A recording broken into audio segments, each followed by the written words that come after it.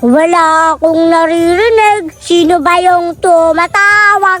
Maglalaway ang isa dyan. Walang pagkain. Ha ha ha ha.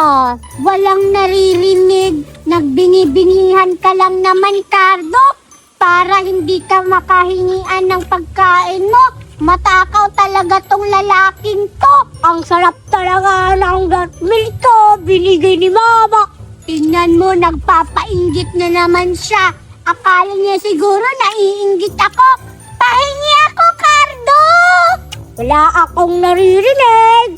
Wala akong naririnig. Bingi ka ba